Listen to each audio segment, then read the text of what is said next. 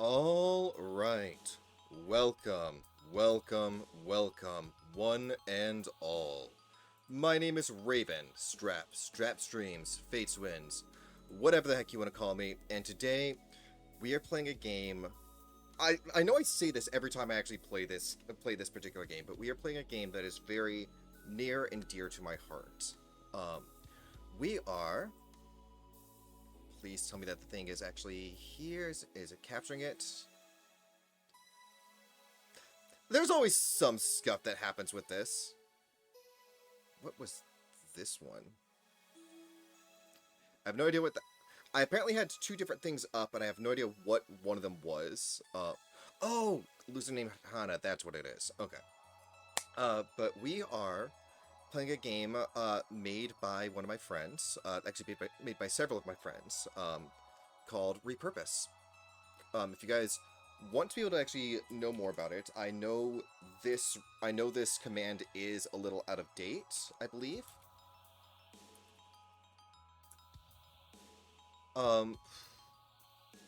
Yeah, you guys can check out Studio Repurpose over on Twitter.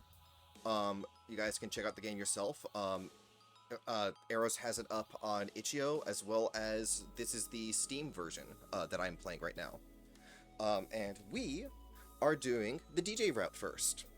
But yeah, I hope that everyone who is here has a wonderful time, and let's get started.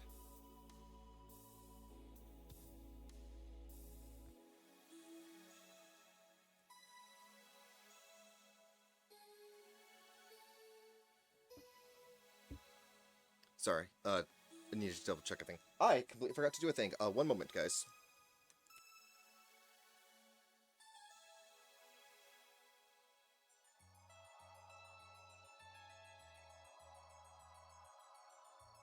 Sorry, I had completely forgotten that I had to take one of the phones off the hook so that like we don't get interrupted with this.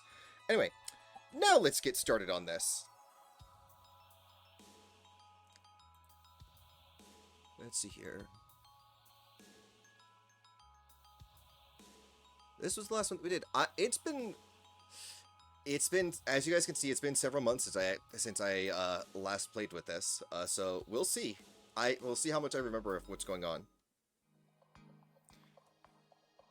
We made our way back to the neighborhood, and Noel looked through his bag, checking out the food he brought back. I think we can splurge a little today, and I'll cook the block a nice dinner for tonight. Here's our recipe in the book I found a while back. Now that I have the actual fresh ingredients on hand, I want to give it a shot. Good! Tonight we feast like bandits. For tomorrow we have great work to do. I forgot we actually get to see DJ's face. We do? We do? Yep! DJ got up on some tires and stood proud and powerfully. I'm also like trying to make sure that the fan is not hitting the this too much. So let me know if you guys hear anything funny at all. Starting tomorrow, we are going to make an effort to dethrone that crackhead Hordes and redistribute the wealth across all citizens of Limbo. It's the dawn of a new era, so eat, drink, and be merry. For tomorrow is the beginning of La Revolution! Oh man, now I'm actually sad that I started this at this time, because AE is I don't think lurking yet. This is definitely the kind of thing that AE would want to do.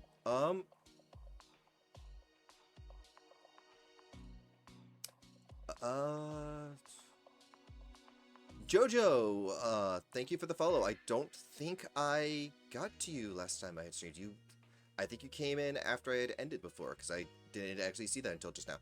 But thank you for the follow. I hope you enjoy your time here. And with those words echoing into our hearts, it became so. Was I right at the end of a chapter? I was. Oh my god.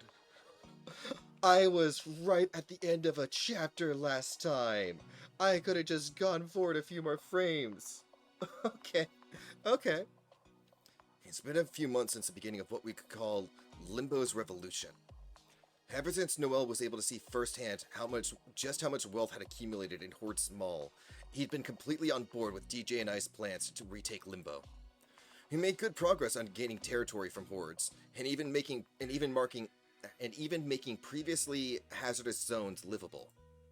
About a fourth of Limbo is now part of the neighborhood, and has better living conditions with semi-working electricity, ample food supply, and the residents coming together to improve their community. It might not look like your average suburban neighborhood elsewhere, but it's what we've all come to call home. Stability is the objective, but in terms of what we've got, with La Revolution's efforts, the neighborhood is as close to a sustainable living environment as Limbo has ever been. Oh, that's right, I can actually, I don't have to, click, I can tap in this. With such life-changing results in a few short months, it was enough positive change for us to learn that Noel can not only produce tears of sadness. Here you go, cowboy. A nice set of flannel jeans to make you feel like you're back in Texas. I'm from Missouri, but not a big thanks, you little rodent. Hey, I'll have you know, rabbits are in no way, shape, or form related to rodents, and are, in fact, part of the Leporidae order. Black rabbits' top incisors are way different from rodents. Rabbits have 2 sets, while rats only have 1. I see you're finding the book I gave you on rabbits and hares a good read.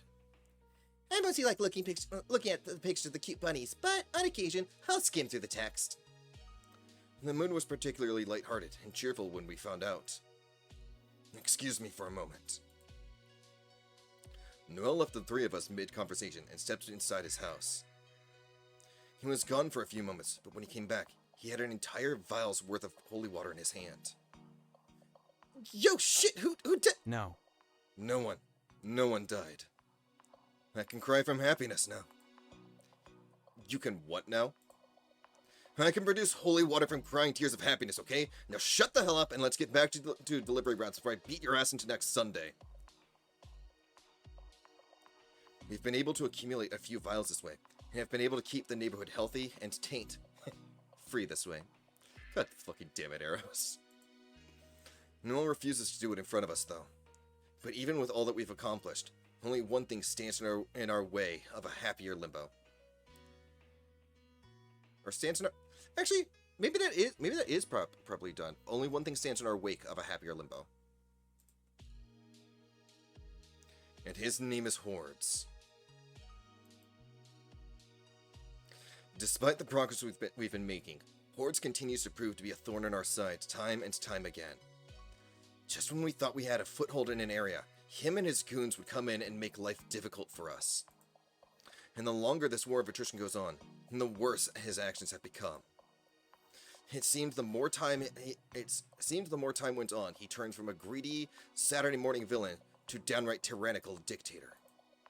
He closed off all access to the mall, one of the best resources for food and water for us, and has it patrolled around the clock. Even his men don't seem to be happy about having to work at all hours of the day, but when we reached out and offered them full leniency, they instantly refused. It seems like whatever power Hordes holds over them is enough to keep them loyal to him, no matter how badly he treats them. Well, it doesn't come off as loyalty, but more so like some big obligation that they have to fulfill. Like when someone is drafted into service. A few months back, around when this all started, Mitz had gotten special permission from Calais to visit Limbo so she could gather up materials to build some sort of robot to guarantee her passage into Utopia.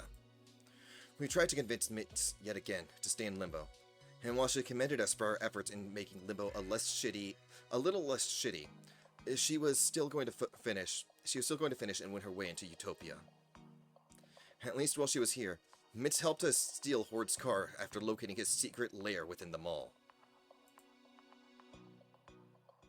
Regardless, with the mall barricaded, so is Limbo's natural and abundant water supply.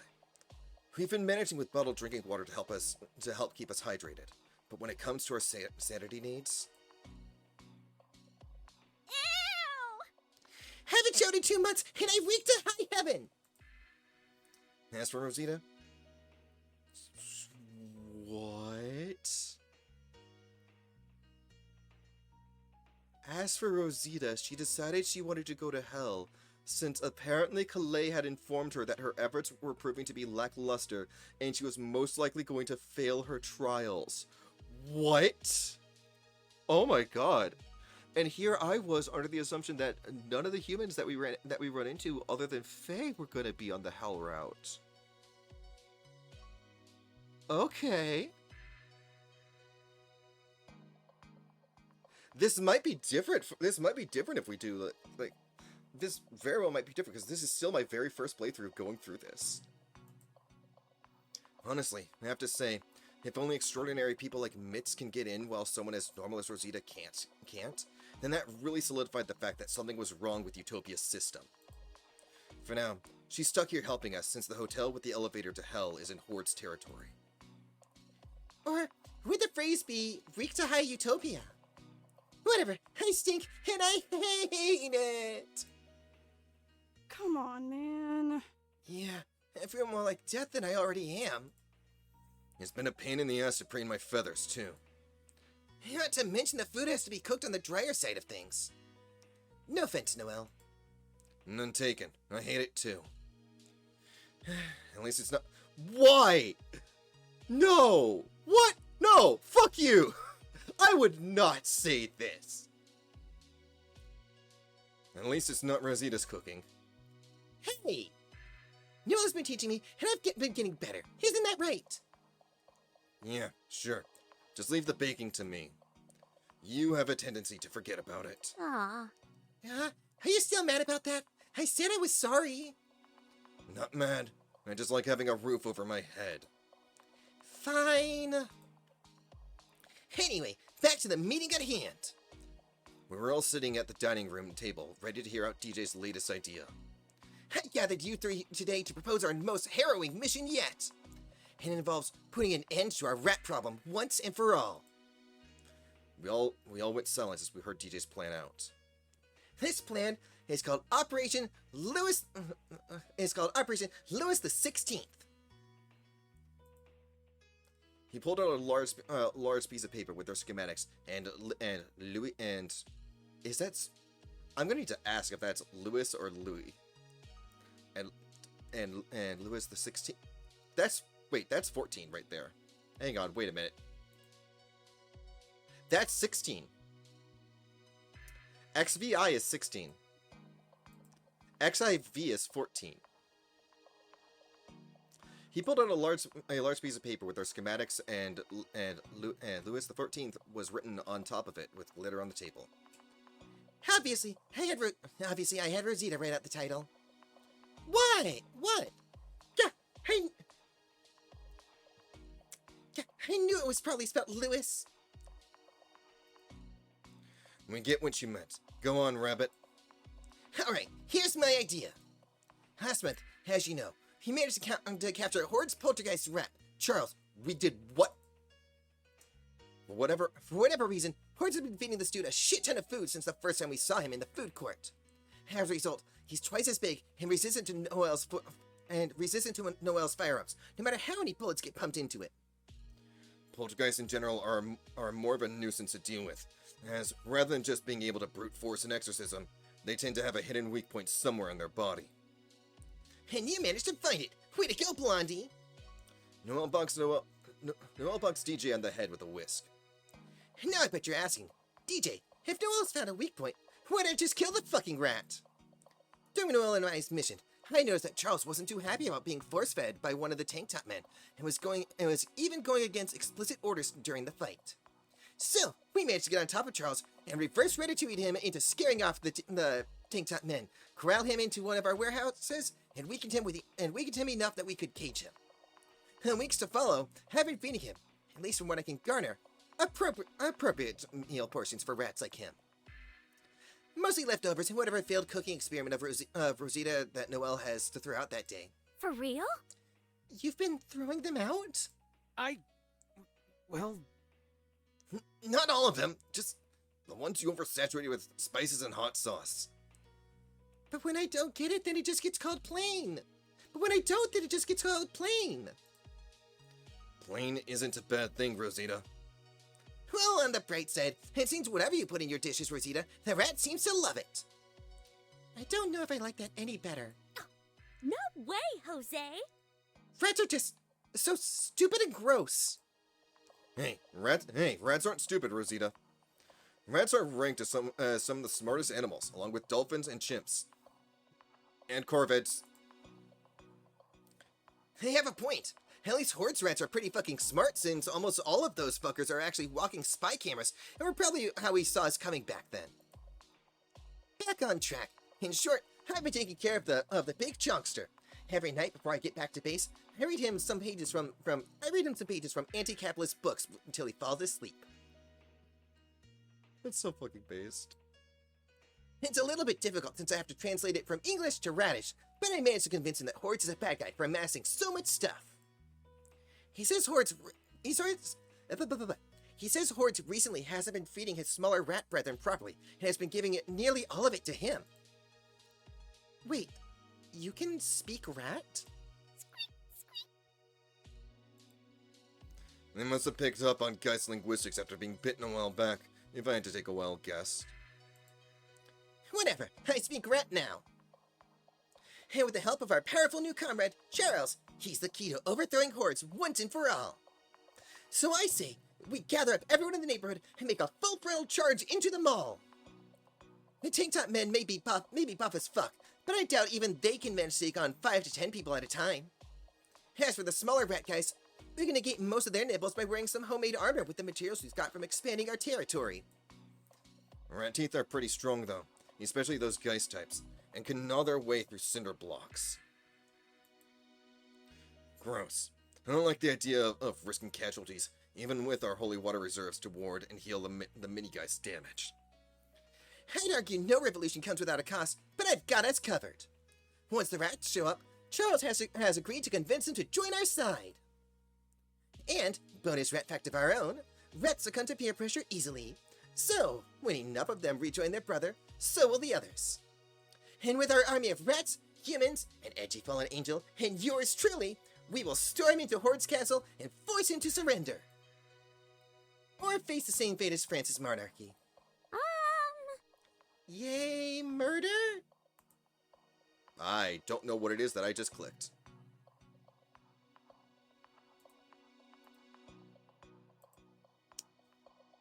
It's not murder. It will be an assassination. That's not much better, DJ. Let's hope it doesn't get to that point. Noel, I know you're still an angel and all that, so I won't make you do it if that's your worry. That's not my worry, DJ. If anyone in Limbo has earned their death at this point, it's Hordes. After everything he's done to the people of Limbo, I wouldn't object to his execution. But my worry is that he's been living in Limbo since long before I came to live here myself. That man is old, and likely living on resentment so strong has decayed his sanity to the point that it's the entirety of his will to live, and somehow that is keeping him from becoming a Geist as it is. Are you saying Hordes is too angry to succumb to being a Geist? That's right. That's exactly what I'm saying. Damn, that's kind of metal, actually. Murder has to be our last resort, because if I was a betting man, I'd wager that he's guaranteed to turn into a poltergeist after dying, which would make him even more powerful and terrifying than he already is. In worst case scenario, he might become a revenant. And I will avoid that possibility at all costs. Look, I'll agree to at least try and avoid killing him for now. But if it's me or him, I'm choosing the obvious. Fine. At that point, I doubt I could stop you. Glad we can agree on that much. And that aside, that's pretty much the plan. Any questions? Not really. It seems pretty straightforward. Nope. It's not the most tactical of missions I've been on. But in this case, it really doesn't need to be, given our current standing. So brute force it is. And then it's unanimous among the council. Rally up everyone at the intersection between Uwu and Deer Street so I can deliver the plans. Really? There's an Uru Street? We all nodded and headed out, except for Noel, who was headed up for his room. Taking the window exit? Just going to say a prayer to grant us safety is all. Angels pray? Yes, we do. Even if in all likelihood it'll get ignored since millions are sent a day. It's more of a... Oh, it's a good luck ritual. Yes, exactly that. Alright, take your time then. We'll need every bit of luck we can get to pull this off totally unscathed. Noel disappeared into the upstairs, and we left through the front door. The three of us split up and gathered all the residents in the neighborhood to the rally's meet point.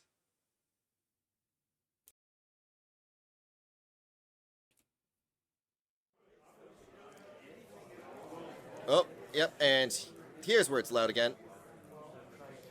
One moment. Let me get that down to... Okay. Minus 20. I forget what it was the last time I had this, because it's not in the little notes that I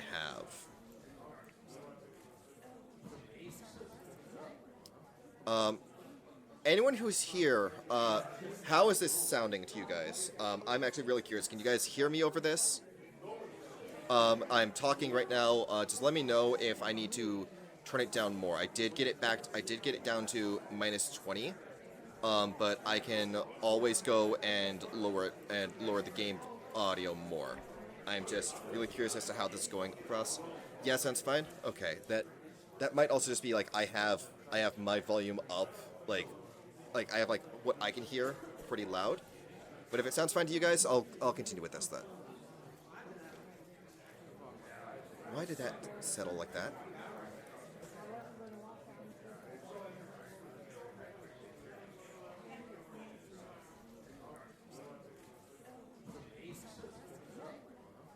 It only took us about a few hours to get everyone in one location. A crowd of 126 people were in attendance that made up the neighborhood's total population. It was a little hard to tell them apart, but we estimated on missions prior that Hordes has about 50 tank top men and a couple dozen citizens. Everyone was chattering amongst one another when Noel, Rosita, and I made it there without a DJ in sight. We didn't have to wait too long, however, as from the top of the various We didn't have to wait for too long, however, as from the top of the various from the very obvious Okay, doing this one more time. We didn't have to wait for too long, however, as from the top of the very obviously placed for this moment stack of tires appeared DJ, standing tall and confidently.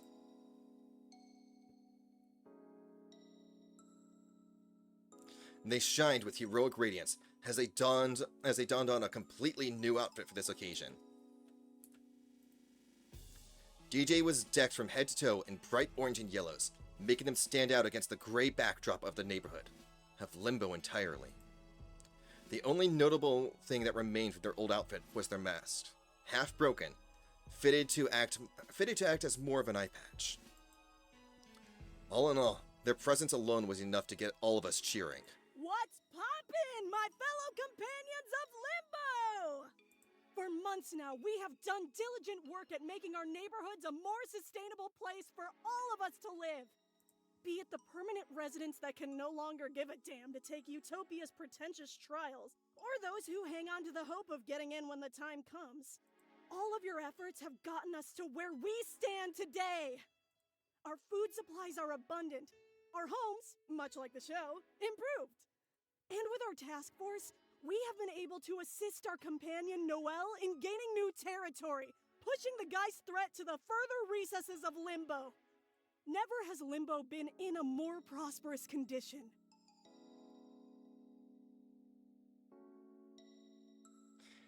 DJ reached down and extended an arm toward Noel and I. We both nodded and smiled as we took their hand and stood on either side of them, getting you guys a much better look at DJ's outfit here. Again, I fucking love DJ so much.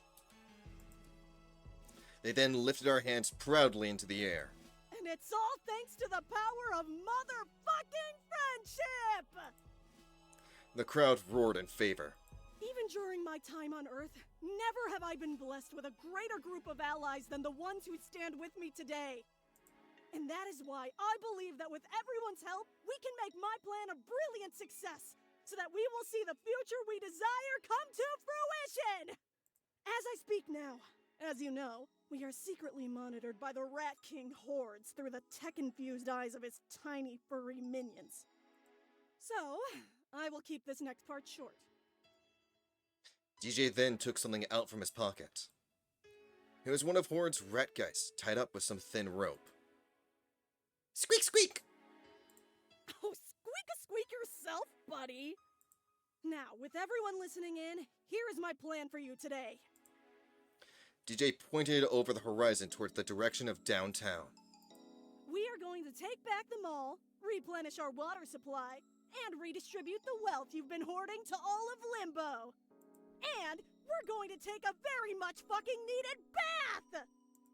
And we have our newest ally at our side to further convince you. DJ whistled, and from underneath the tires and the three of our feet emerged Charles.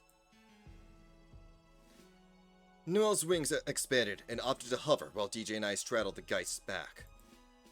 Everyone gasped at the sight of the Geist, but their fears were put to rest as DJ scratched behind its ears, and Charles squeaked approvingly.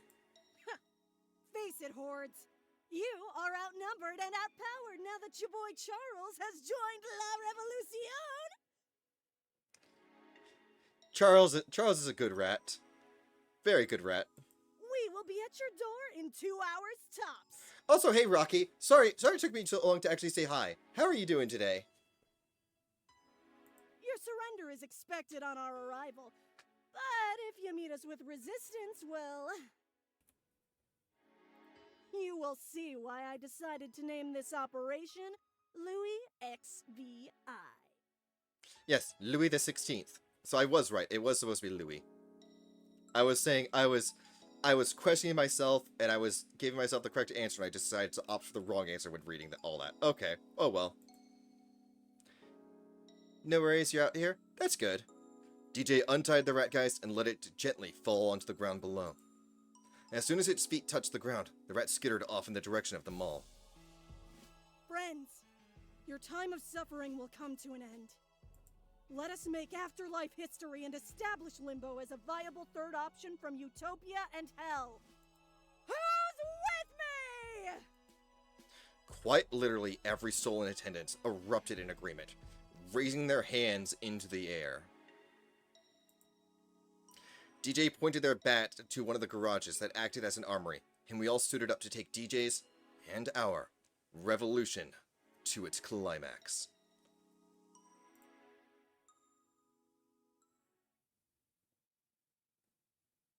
By the way, I'm not using a walkthrough for this at all, so I have no idea if I've done enough to be able to actually get, like, some good stuff. I don't know. But anyway, into the streets the battle marched, with DJ and I riding atop Charles, leading us all into battle. All we had on us was the armor and weapons we had assembled from the junk that appeared in Limbo. But to us, they were as good as a knight's sword and shield. Soon, we had arrived at the barricade that stood a block away from and guarded. Soon we arrived at a barricade that stood a block away and guard a block away. Okay. Soon we arrived at a barricade that stood a block away from and guarded outsiders from the mall. And on the other side of the barricade was Horde's own army waiting for us. These are the Tank Top guys. DJ halted Charles a few feet away from the wooden barrier. I looked around the street, and I couldn't help but notice. DJ, is it me? Or are there way more Tank Top men than we initially thought? I was just thinking that too. But we can't back out now. DJ straightened their back and took their bat from its sheath, pointing it at the men standing in our way. And again, for those who did not get to see DJ's riot outfit here. Or like Last Stand Revolution outfit. I really like this outfit. Last chance, fellas! Make a path, and we'll make one for ourselves! And they shuffled a bit, and I thought that they were complying, when 2 5-gallon jugs of water were brought over by 3 men and placed atop the barricade. Here. You gotta be shitting me! Fuck off! What the fuck is this? This is barely enough to fill up a kiddie pool! The boss needs the rest back at the fountain. What fucking for? We're out here eating dry as hell food, chapped lipped, and smelling like an actual dumpster fire, and this is his response? DJ shook their head and brandished their bat. Nah, no way. Our demands were clear as day.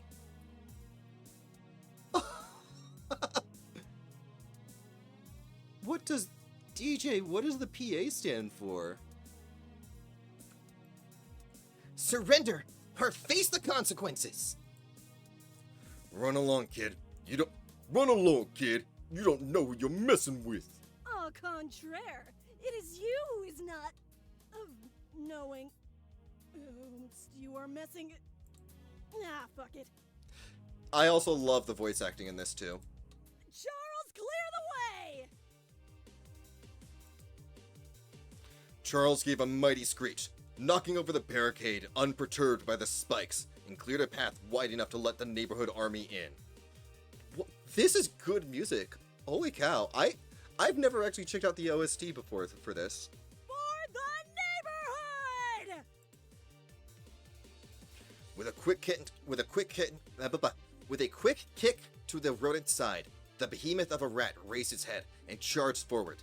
DJ already getting to work and clocking the first tank top they could spy right in their stomach.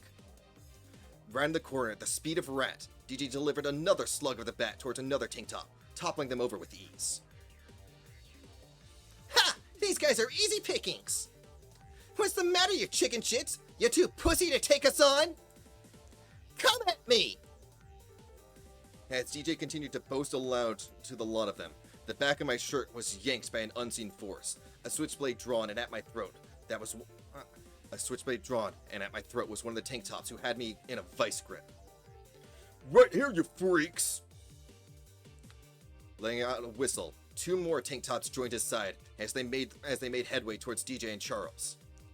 Doesn't have to be like this. Just go home, and no one needs to get hurt. Over my already dead body, you tasteless saltine shitlords! Charles, do the thing! With a crack of the reins, the rotund rat bucked here and there, launching DJ towards one of the approaching tank top men like a human torpedo. The metal rabbit hat crashing against the hardened muscle with the metal rabbit hat crashing against hardened muzzle with a satisfying crack. Ah! My chiseled ribs! With a quick kick to his already damaged ribs, the second tank top man was down for the count, and by the look in DJ's eyes, they didn't seem as they were going to get up they were going to stop at just taking down 3 tank top men. Shit! There's something else! Well, don't just stand there, idiot. Take care of him! I'll deal with this little rebel myself. Pressing the blade further against my neck, I wriggled and tried to break free from his grasp with all my might. Before the knife could cut into my skin, the tank top man made an exasperated groan, the blade falling to the floor along with his feet. I turned around after being freed to see that it was Noel who had come to my rescue. Noel, what the fuck? Is that a fucking paint gun? Oh my god, that's a little paint gun. Or a little BB gun. It looked like he had just used a paintball gun to disengage the man. The man's back stained with dark blue impacts on his namesake. And to top it off, DJ had come in and smacked their bat down on the tank top's back, and he was down for the count. Thanks, guys. Thank us later. We've got tank top men coming in from all directions. I looked around and he was right. Tank top men were starting to circle around us in particular. We had our backs against one another. Noel wielding his gun, DJ their bat, and me with my knuckles. I don't even have a knife. Looks like we're in for a gangbang, y'all. God fucking damn it, DJ. God damn it. Not even just DJ. God damn it, DJ. God damn it, arrows. Please. Fucking call it anything else. A horde? That's much better, thanks. We fought them off to the best of our abilities. The three of us managed to knock a couple of them out, but it felt like only more kept replacing them. We were bruised and battered, but we held on regardless. This was our last stand, and we were going down swinging. Just as one of the men was about to make a move on DJ, an ear-piercing shriek filled the air, paralyzing everyone, including ourselves. My hands pressed against my ears to drown out the noise, but once it was over, I looked up to be met with a grateful sight. Charles was running up the street with a bunch of its rat brethren following behind, practically forming a wave of rats. The wave of rats came crashing down on all of us, but only attacked the tank-top men as their screams erupted. Ew! Gross, gross, gross! And Rosita too, but for different reasons. With the help of the rats, the neighborhood's army now had the advantage over hordes. Charles came up to DJ and lowered itself so they could climb on. Huh? What's that, little buddy? Squeak, squeak. Squeak, squeak. What's he saying? He's saying we should head to the food court. Charles took down the security, and Hordes is unprotected inside. Noel decked the shit out of a guy so hard that his teeth popped out. Jesus fucking Christ, Noel! Sounds good. I'll hold these guys off with the others, and you get the Rat King at the source. Noel then grabbed DJ's hand and took them in for a quick hug. End this once and for all, Roadkill. For the neighborhood.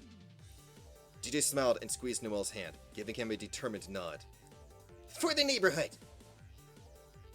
DJ climbed up onto Charles and held out a hand for me. Come on, Strap. We got a date with change. Aw, DJ's calling it a date. With a determined nod of my own, I grabbed DJ's hand and straddled myself behind them as Charles tore off towards the mall.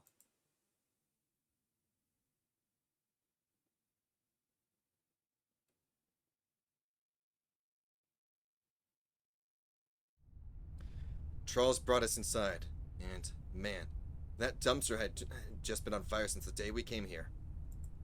But more importantly, the deeper into the mall we went, the more it was obvious that it was completely empty of anyone to stand in our way. Though the air did feel colder, giving me the feeling that this whole situation was a lot more serious than the ones I'd found myself in before.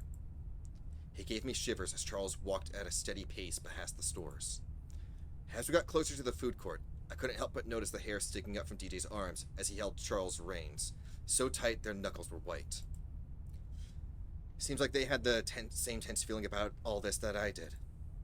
I remained vigilant, surveilling every store in front and back of us closely, in case someone tried to get the jump on us.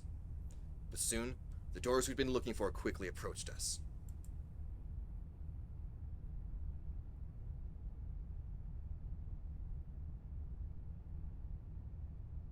Stepping inside, the place looked much the same as it did the first time we had arrived here.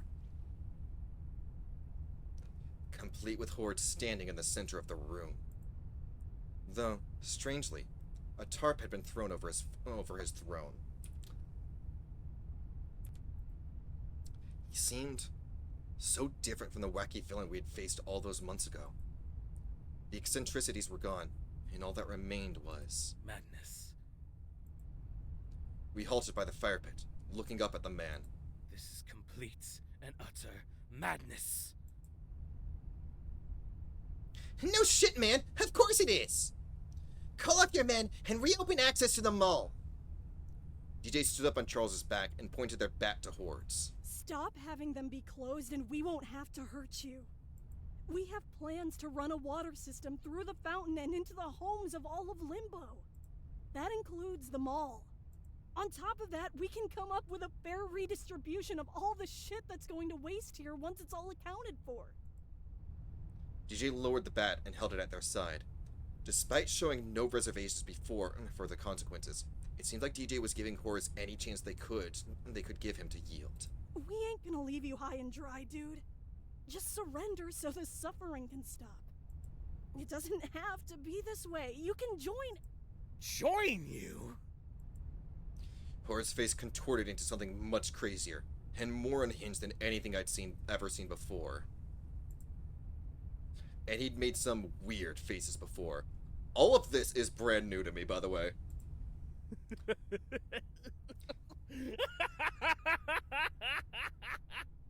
He then threw his head back and started laughing, disturbing DJ and I as we flinched from the sheer sight. That's absolutely rich, coming from a band of turncoats like yourself. Just what did he offer you to say all that to me, huh? Huh? What are you talking about? Don't play dumb with me. I know it was you two and that tech-savvy woman that broke into my secret lair all those months ago. You took it. The rats. They told me. You're still mad I stole your car? Well, excuse me if I had better use of it than someone who had it locked away in some garage. Not that! DJ looked towards me, and I had no idea what he was talking about either. Very well, then. His maddening smile returned, wicked, and full of something I couldn't describe. Anger? Rage? Disgust? Fear? I'll have you know that even with my machine schematics gone, that was only but a small portion of the whole picture. Hordes then reached behind him and pulled at the tarp that covered his chair. Although, it wasn't actually his chair that was underneath the covers. I swear to fucking God if this is a fucking Gundam.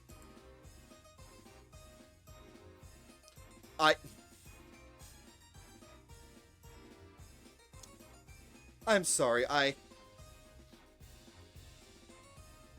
I need to take a moment here.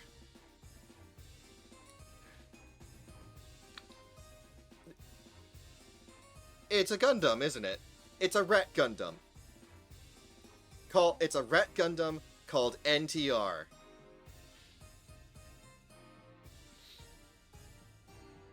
Eros, what the fuck? What the actual fuck? It was something completely different and made of metal. Behold! Feast your treacherous eyes on my machine! The Nightmare Termination Rats! Also known as my NTR! God fucking damn it. DJ snorted, trying to contain their laugh. The what? NTR? Yes, the NTR. Wait, why are you laughing? Do you seriously not know? Hordes continued to frown at us, and it only made DJ's laugh turn into a full-on laughter fit. DJ leaned over me as they tried and failed to keep it together. This dude... This dude really named his mech after a fetish. Hordes snarled and jumped into the driver's seat of the mech, its limbs mechanically creaking as it powered on instantaneously. The laughter was over, and the two of us were now faced with a problem as it jumped down to meet us at the center of the food court. I didn't want to have to fight you, Charles, my son. But if you've sided with these deserters who've chosen to accept his lies, then so be it. Horde's robot got into a fighting stance. The winner of this battle will don the heavy crown it takes to rule Limbo. Seriously? Fine, I warned you. Now I'm gonna beat your ugly rat ass into the ground. Charles gave a battle cry that shook the very walls of the mall. God! Charles charged forward, each hulking step shaking the very floor of the mall as hundreds of pounds of Geist flesh bore down on Hordes. Horde's machine lowered its stance, its claws opening and preparing for the attack. Geist met machine in a loud crash as Charles cried out, but Horde's machine managed to hold it for the moment. You think it will be that easy to best me, Charles? This machine was made for fighting beings more powerful than man. And you are no exception! With a loud whirring twist, the machine's waist began to twirl, bringing Charles and DJ with it. Whoa! Charles went flying through the air, flailing in the air as DJ desperately clung to the beast before he crashed into the wall, barely managing to land on his feet before plummeting to the ground. DJ! I'm okay! They sounded a little shaken, but not out. I couldn't help but breathe a sigh of relief. Charles shuddered and snarled, growling at the machine. The giant rat let out another loud screeching before charging full speed once again.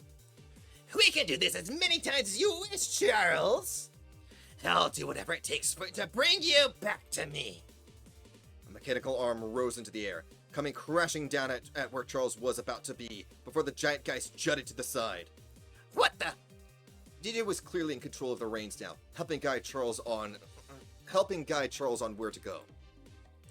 With having avoided Hordes' blow, Charles was free to lunge and latch onto the giant machine.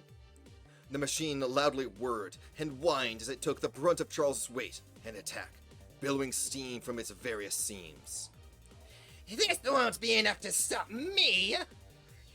Charles' screech echoed into the halls as the smaller rats on his body began moving as a single mass, wrapping around the arm of the robot and spreading out. Hey, stay away from that!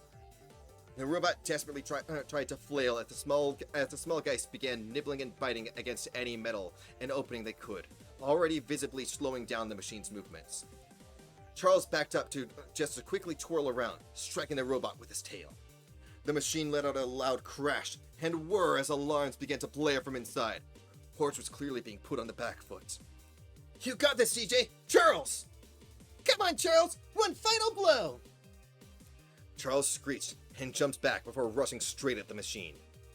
Not so fast!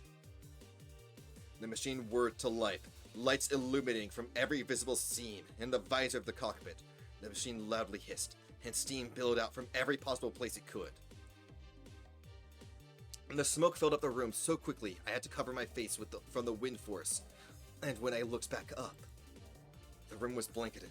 I couldn't see the machine at all. Stop hiding, you coward! Never give up any advantage you may have. Horn's voice echoed from around the room, making it impossible to locate him. DJ and Charles looked around rapidly, Charles desperately sniffing the air for his location. Where could he have gone? Into your annihilation mode! Suddenly I saw it, a blaring red light from within the fog. DJ, behind you! What? I wasn't fast enough as Horde's machine burst from the fog, steaming red and moving faster than it had before. It came upon Charles and punched into the giant geist with tremendous force, causing a gust of wind to push back against the fog from the impact alone. It pains me to do this, my son, but I can't let you get in the way. If you are up against me, then I will fight you with everything I have. Charles screeched and tried to retaliate, but just as his giant fangs came down, the machine disappeared back into the fog. How the... A flash of red, and the machine came around from the other side, striking Charles hard once more. Charles screeched in pain, some of his black ooze splattering on the ground from the damage. Another burst from the fog saw the machine land a third punch on Charles, almost knocking the giant rat prone. How the hell is he so fast? Fools! My NTR is 3 times faster than your average rat! What followed was a flurry of blows from the fog, and the machine rushing forth, and striking before vanishing back into the fog.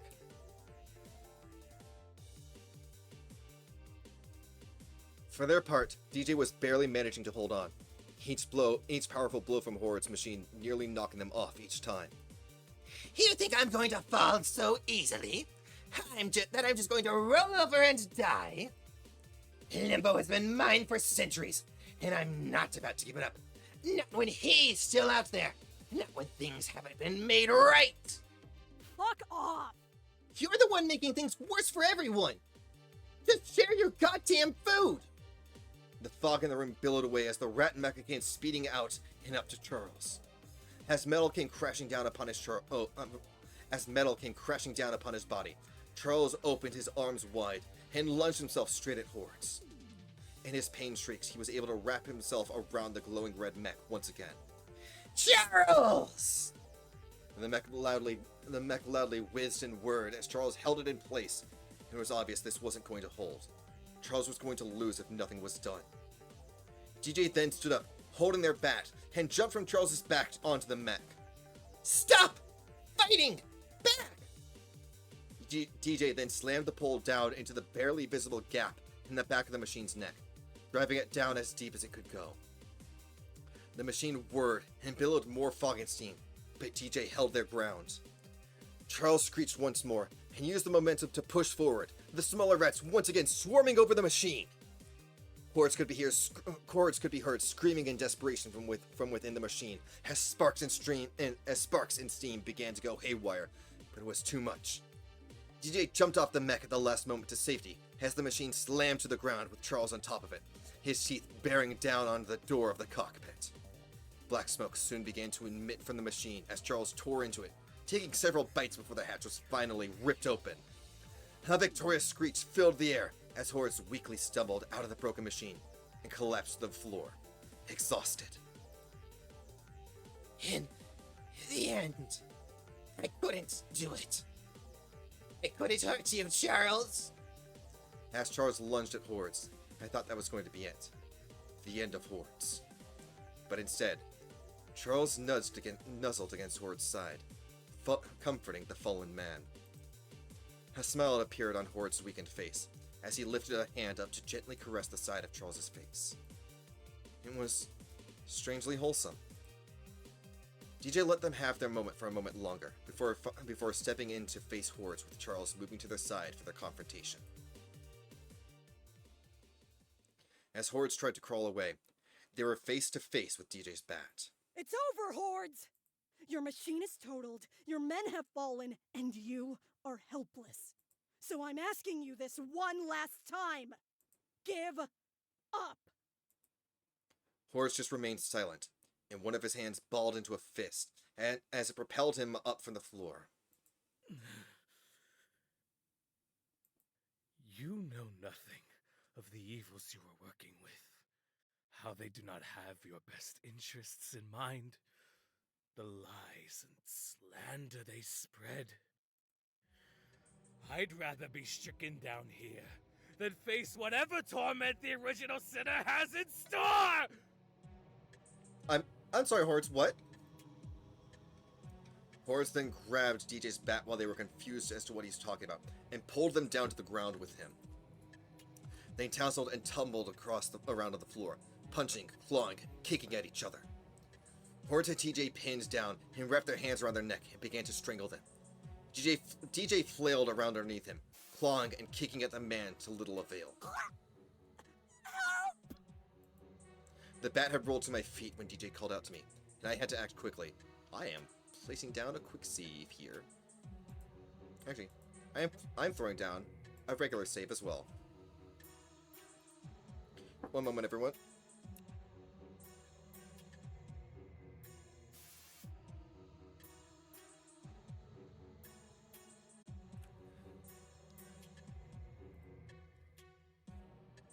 Oh. I have to knock Hordes out. Didn't have any time to hesitate right now with DJ in danger. I grabbed the bat from off from the ground and charged right over to Hordes. I swung the padded weapon down on his head, making a squeaky noise as it smacked against the skull. Ah!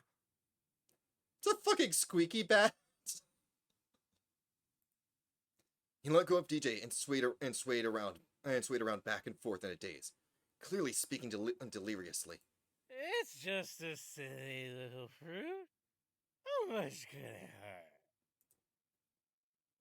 And he tumbled over to the ground, going limp as he instantly succumbed to unconsciousness. DJ pushed themselves back up, coughing as the air returned to their lungs. I crouched down beside them to make sure they were all right. You all right, DJ? No. God damn it, I have this line when family is now here. No. I wish he choked me harder and made me call him Daddy. I can't. God, no. I have to go for I have to read the line. I have to read the fucking line. I have to be professional about this. I have to be professional about this. No, I wish he choked me harder and made me call him Daddy. Yeah, they were all right.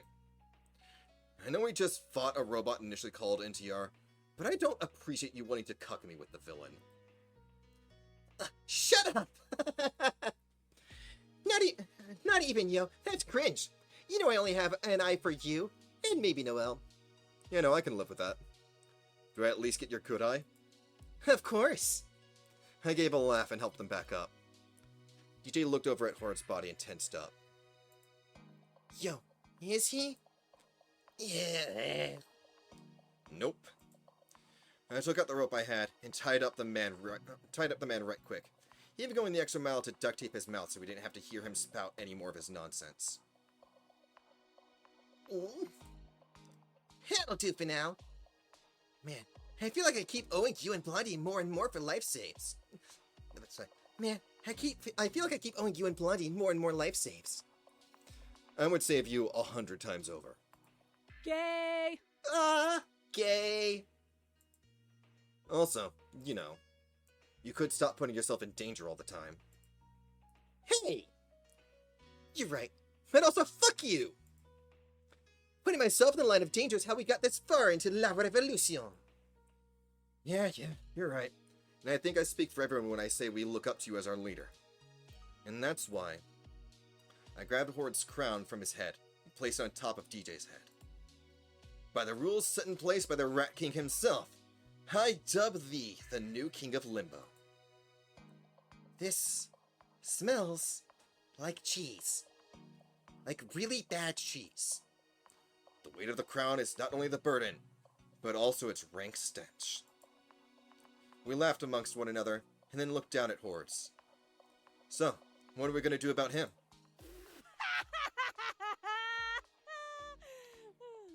Seeing as we just fought a mech, and he's dangerous beyond reasoning, I guess we have no choice but to take him prisoner for now. I thought the only two options were surrender or death. Let's give it some time, alright? I know that dude's crazy, but something tells me it's literal. He might not be all there. Yeah, especially after everything Noel told us about him. That's pretty sound logic. Not to mention how he's spouting some scary stuff back there earlier. Original Sinner? Who the hell is that? Dunno. Even still, we won! The plan was successful! DJ tied Horde's body up to some more rope to make a leash. They gave it a few tugs to make sure it was secured and smiled. Let's inform the neighborhood that the battle is over! With my help, we dragged Horde's dazed body out with us. The battle outside had come to an end, and it seemed as if most of the tank top men had retreated elsewhere. The only tank top men left were the ones who had been knocked out or tied up. I'm guessing it's supposed to be the only ones left were those who had been knocked out or tied up. After handing the leash to me, DJ hopped from the river bridges to the mall's statue island and climbed all the way up to sit on its shoulders before giving it a loud whistle. Everyone's attention was turned to DJ, and they lifted up Horde's cardboard crown victoriously.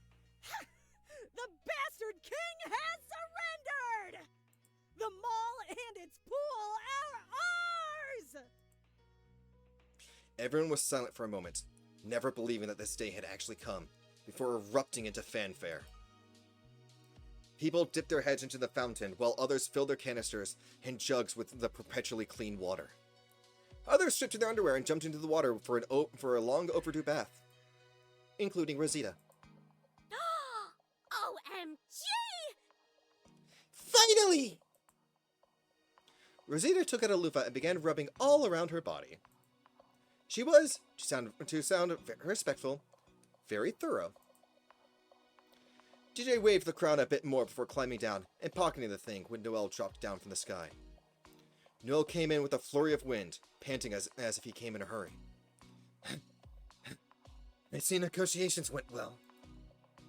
I mean, there was some Netherarian choking involved. Save it. Actually, don't. Throw it in the trash and set it on fire. But that's besides the point. You have more pressing matters to attend to. Huh? What? What's going on? We have some visitors waiting for us in the garden. That does not sound good. Visitors? The archangel you met before is here. And he brought a seraphim. A seraphim? What's a seraph? God fucking. What's a seraphim? Basically, one of the rulers of Utopia. There's a choir of 8 and... You know what? We don't have time for this. When one shows up so informally, and here of all places, you do not keep them waiting. What about him? I gave Hordes' tied-up, dizzy body a light kick. Considering they came because of what we did today, I think we should bring him. This bitch heavy, though. Noel grabbed the rope from my hand and made a slow ascend up into the air, taking Hordes with him. I'll take him. Just hurry the fuck over there.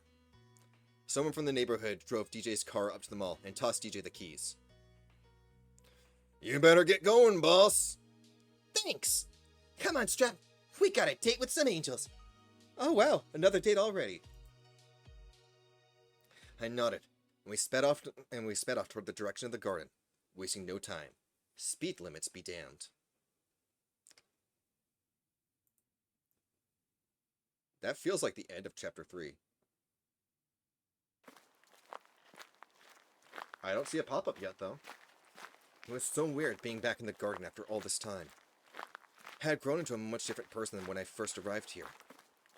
A few trees had been ripped down for the neighborhood to use for renovations.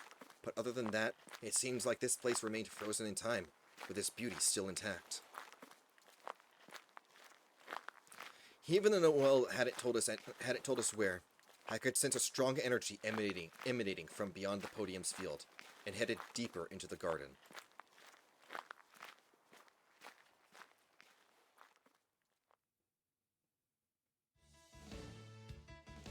We pushed back a couple of bushes, and were greeted with something old and something new.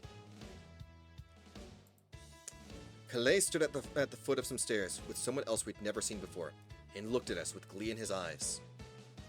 He then flew over to us, a bright smile apparent on his face. Aloha again, my cousins! Congratulations on defeating the tyrannical ruler of Limbo after hundreds of years of terror. I do not know how this one sounds. Yes.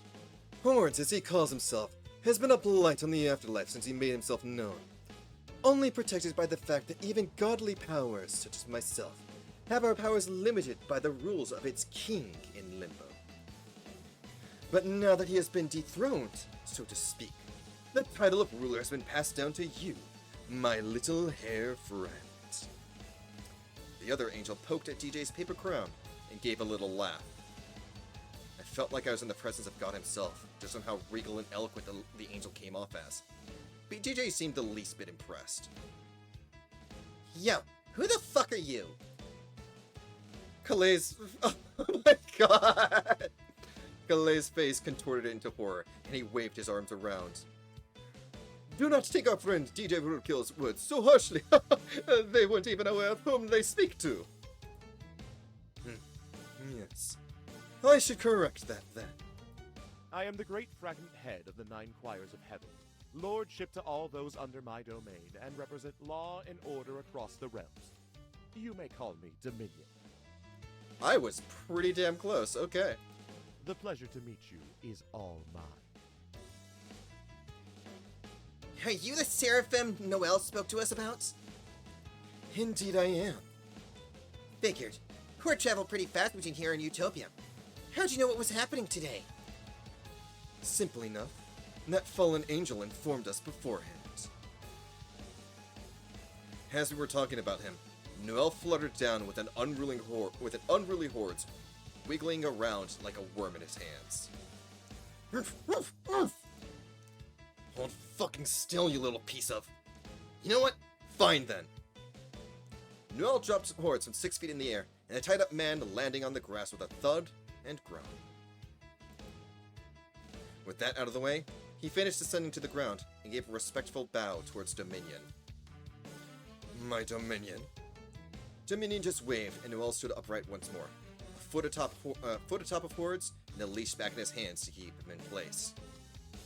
Apologies for the wait. This guy regained consciousness halfway here, and would not stay in place to save his literal life. Understood. We were just talking about how you sent a prayer beforehand to ask our Dominion for strength in today's battle. Huh? Well, yeah, I did, but I technically sent that prayer to the Power Seraphim. And as a Seraphim who has his hands in all of the choir's business, Powers brought your prayer to me, and I took it upon myself to come down and offer you my blessing in person. Though I see it was unneeded, since without it, you and our friends were able to claim victory and detain the vermin that plagued this land. Yeah, we were able to do a lot of things without some god's help. Roadkill? No, the Martyr is right. From a quick stroll around your... what is it that you call it? The neighborhood. What? Yes. Just one look around and you two have managed to actually make something of this barren wasteland of a realm. Especially given that the garden no longer bears fruit. Well, it wasn't just our efforts alone that got us here. Yeah, Strap here, and all the other residents of Limbo helped us get to where we are today. The minion looked over at me, and I stiffened a little. So it would seem. The Seraphim clapped his hands together. Regardless, your efforts have been applauded by me and Utopia itself. Now, if you'd be so kind as to hand over the vermin. At that, Hordes became aware of his surroundings again, setting himself up to look at us. All of us.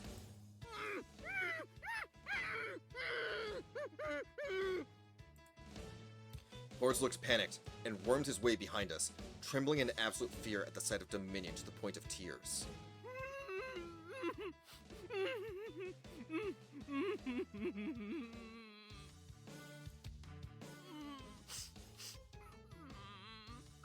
Not to sound disrespectful for once, but why should we hand over a prisoner to you?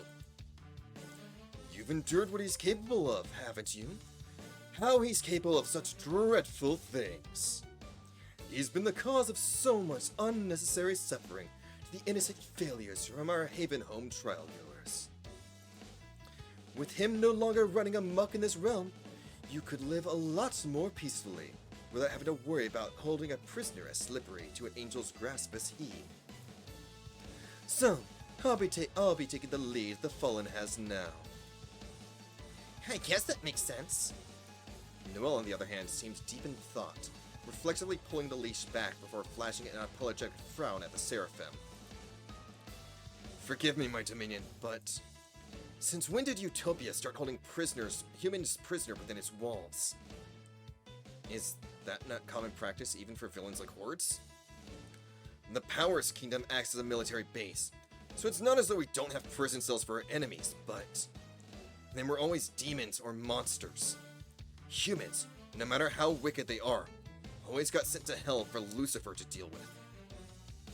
I may have fallen from grace less than a millennia ago, but to conceptualize such a drastic change. Indeed, Noel has a point. As Utopia's current policy stands... Was that Calais speaking before that I was doing Noel's thing? As Utopia's current policy stands, all sinful souls are to be banished to hell to await eternal fire. I'm sorry, I can't keep Calais' thing straight. I'm sorry. How right you are. I turned around to see Faye, of all people, had joined our party. Faye? Yo, where you been at, hot stuff? I had some important matters to deal with back home, so by the time I wanted to make the trip up here, I was surprised to learn someone had broken the elevator's controls from Limbo's side.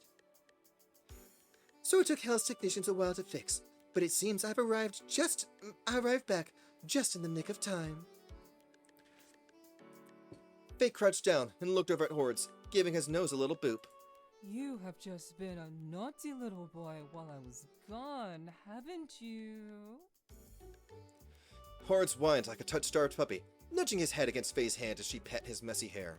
You know what happens to naughty little boys, right? Hordes whined sadly. That's right. Bad little boys get sent to hell where they rightfully belong. Faye looked over to Noel, a hand outstretched for him to give her the leash. If you don't mind, I'll be taking this one back to the Wrath Circle with me to face his long-awaited punishments. I received orders from Lucifer himself to bring this one back home before I left. I don't see why not, since none of us can take him there ourselves. Dominion clearly looked like he wanted to say something, almost like he was frustrated about the situation. But he let out a sigh, and a smug grin returned to his face. So be it, then. Noel handed the... I am just now realizing how we tied up Hordes. Oh my fucking god. So apparently before we died, we were into Shibari. Noel then handed the leash over to Faye, and Hordes, with a strange amount of glee, stood over behind her. I suppose that only leaves me with one more course of business before returning to my domain. Oh, you mean how we were going to extend the offer of safe passage to Utopia, to DJ Roadkill and Strap? Originally, yes, but I had an even better idea. DJ and I looked up at the being that called itself a part of God. How would you like to make Limbo a part of Utopia? Fuck that. What? It is as I said. With you as the new ruler to Limbo, you'll have a say in what becomes of it from here on out. Oh shit, man. So I really am the king now, huh? Though, I think I'll go by Prime Minister. Wouldn't it be president since you're from America? Prime Minister sounds way more fucking dope and thematically appropriate. Good point. Good point. It does sound cooler. But, that aside, why would I have Limbo become part of Utopia? With Limbo as a sovereign realm to Utopia, we would be able to provide more assistance to improve the quality of life substantially. Sorry, had a hiccup. Resources to rebuild this decrepit land would be more accessible than ever before, and this realm could flourish as the bustling city you so hope it to ascend it to. It would take a few months to sort through all the paperwork and whatnot, but you would receive relief as soon as the anniversary of whence you first arrived here. So like 4 to 5 months? God, you guys are as bad as Congress back home. It's all in the vein to make sure the assistance plan is nothing but perfect upon execution. And with the vermin out of the way, I have no doubt this realm will be fine in the meantime. So, what do you say, Prime Minister Roadkill? DJ scrunched their face deeply, thinking over the offer, clearly conflicted. But if Limbo joins Utopia, then I won't be able to visit anymore. Yep, that settles it then. We're not joining. I love how much Faye has DJ wrapped around her finger. You cannot be serious. You'd reject the offer of an after-lifetime for your fleeting fancy for this woman? Hey, Dominion? Hey, Dominion. Fuck you. Nah, it's not just because Faye's a smoking hot milk that I want to sit on my face. Think this through, rabbit. I have, and I don't trust this guy as far as I can throw him. I love Kalei's, like, panicked mindset right there. Like, it's Kalei's like, oh god, oh no, oh fuck. We've gotten this far with plans of our own, and all that was really left was the water infrastructure to get this magically clean water to everyone's homes. And we can slowly further rebuild our city with the materials we have now. Sure, it won't be as polished as anywhere you find in Utopia or Hell, but it's way better than selling everyone's soul to Utopia, when their corrupt screening process and lack of help is what's getting us here in the first fucking place. Good on you, DJ. Way to not give up on what you believe. Dominion really did seem a little frustrated this time, much to Calay's terror. At the very least, it seems Dominion was mulling over his thoughts before shaking his head in reluctance. Very well. But at the very least, allow me to reinstate Noel's power status for his good work over the years. I mean, that's good for Noel, but that's gonna be... It feels like he's gonna be taking Noel away from us. Wait, really? But of course, your diligence does not go unnoticed. Would that make you stronger? Stronger? If I were to have my full abilities as a power angel again, the remaining Geist in Limbo would be as good as gone, and I wouldn't have to cry to make holy water anymore. Is that how you've been doing it now? Noel's face was red hot with embarrassment, having said that out loud in front of his superior. Yes, unfortunately so. Ha! A powers angel that cries! How atypical.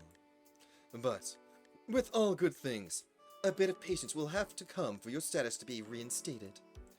It's unheard for a fallen angel to return to grace, so we'll have to build up my case. Why do I get the feeling that Dominion is some kind of fucking lawyer? And the fact that our Dominion is even willing to go to such a length for someone like me. My Seraph, I am honored. Dominion gave Noel a gentle pat on the head as the blonde bowed. That about wraps things up, yeah? Yes, it does. I would like to return to my domain as soon as possible to draft up the proper paperwork for Noel.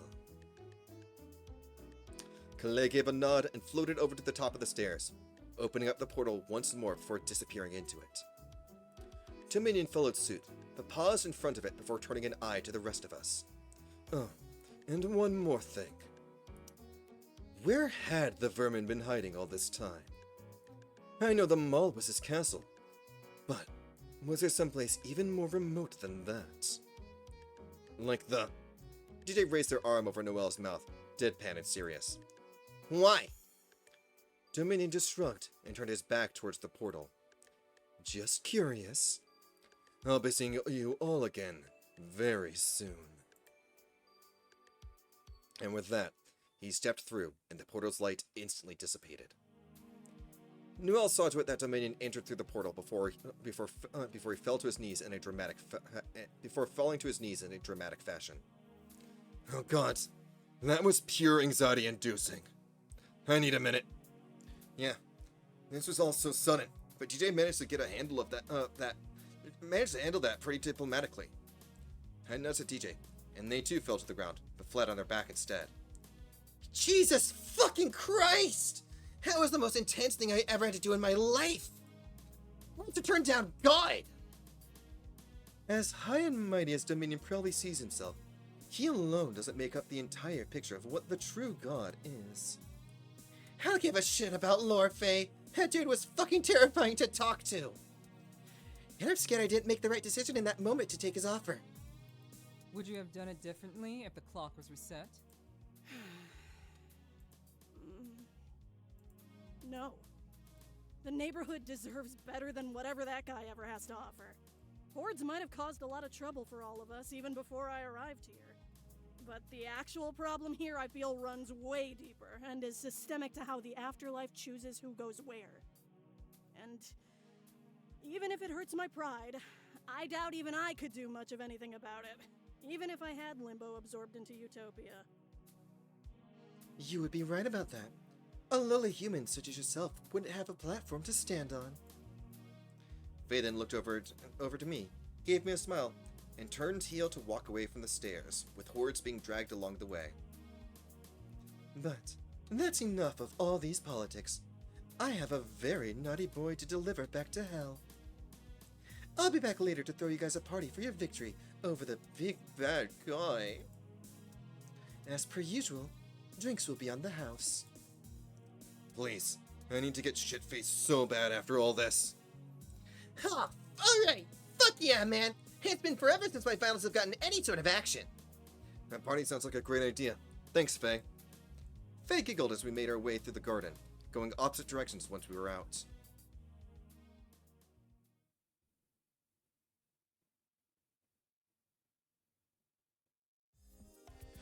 Oh! We're actually at the... Oh my god, we're actually at the good ending. Okay, well. I did not think that we would be completing DJ in, I think, 3 episodes. Wow.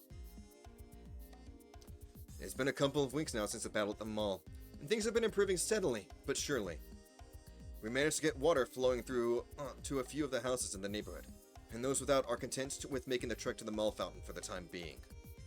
Until then, with Hordes gone, we've also been making efforts in redistributing the excess of Hordes' wealth with the people.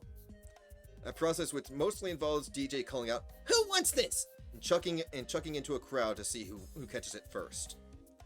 It's a process that works most of the time, since most residents are open to sharing, and Noel handles giving out the more important stuff more deliberately, while DJ rockstars the rest like it's merch at a concert. On top of that, Faye has now given DJ free reign to host events at the Twilight Church whenever they please. So, every Sunday night, DJ throws a wicked sermon to lift our spirits up for the coming work week.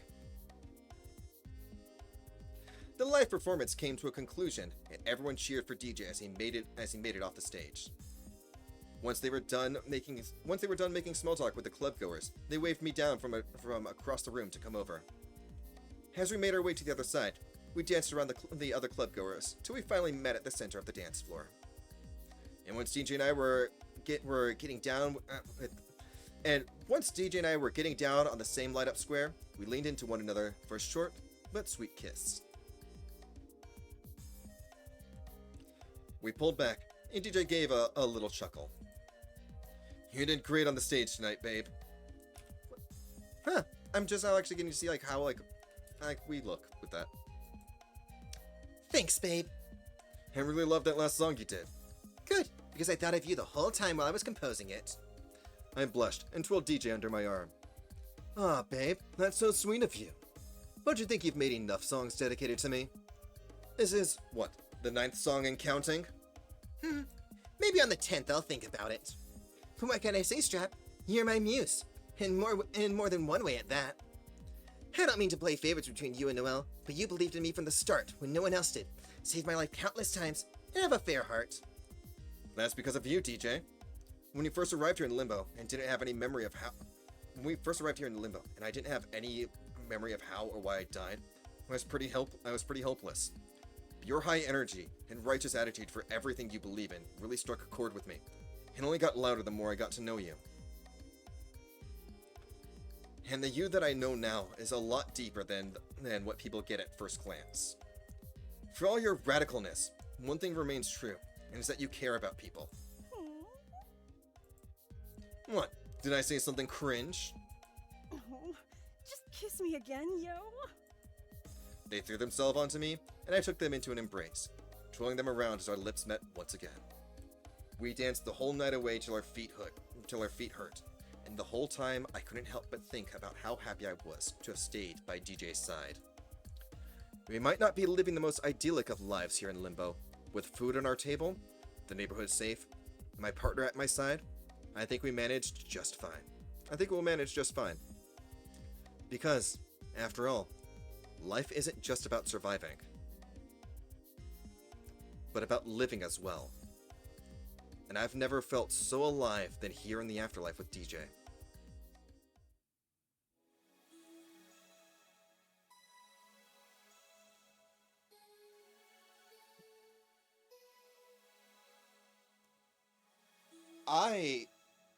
I was not expecting to finish this so soon.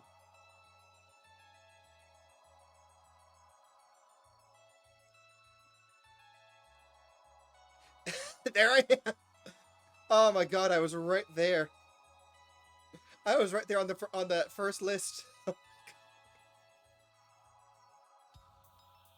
Oh my god.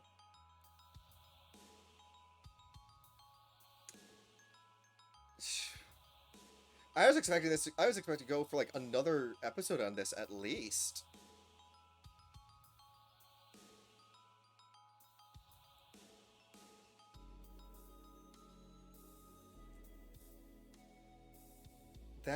wow. I'm genuinely impressed that we actually finished a route. God, what am I? Well, I guess next we can either go for the bad route, or I can put up a poll at some point, and have people decide, which route we do next. But yeah, thank you all so much for coming. This has been a wonderful time. I really enjoyed this. For those of you who want to keep up to date on when streams are going to be happening, be sure to drop by Twitter, Tumblr, or Blue Sky. I am Strap Streams in all 3 locations. If you guys want to check out the archive channel over on YouTube, where I put every stream as well as videos that ever make it to stream, you can check out the archive channel at youtube.com/@strapstreams, written the exact same way that you would put it in over on Twitter. Strapstreams is always one word. We also have a public Discord where people can jump in. It's still in its infancy, but I hope to be able to actually get more stuff done with it soon. And yeah, thank you guys all so much for coming. Remember, this is Pride Month, so I will be doing every stream that I'm going to be doing is planned to be Repurpose. So we're going to be starting a brand new route the next time. Guys, stay loud, stay proud, stay gay out there. And yeah, this is Strap Streams, signing off. Catch you guys later.